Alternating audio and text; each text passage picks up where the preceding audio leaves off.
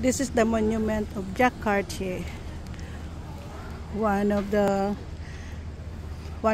people that is one of the province of Quebec. I don't know, he's one of the like founders, or maybe, I'm not so sure. We have to research for that. So yan, ito ang part ng Montmorency. Yan. Jacques Cartier. Yan si Jacques Cartier. Yan. At ito naman si Rebalance.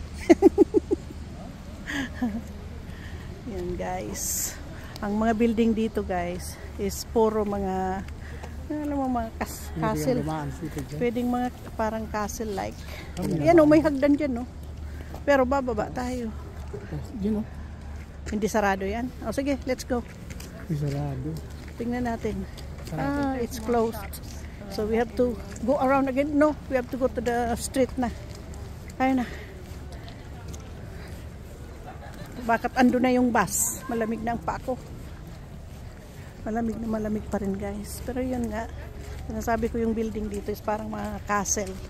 Tingnan yung mga style guys. Yan.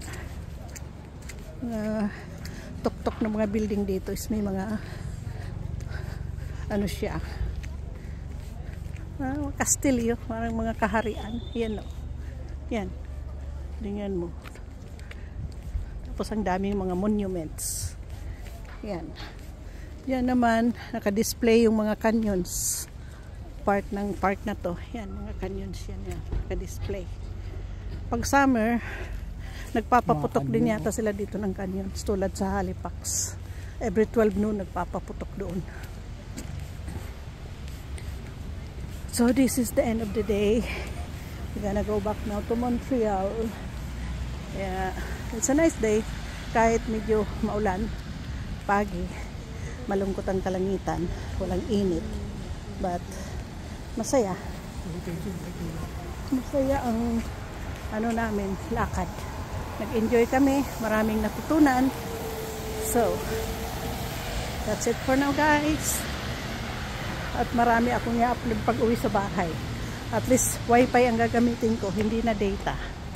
Kaya tingnan nyo na lang aking mga videos guys. At pakitapos naman yung videos, pindutin naman ang ads. Ganyan tayo guys, magtulungan.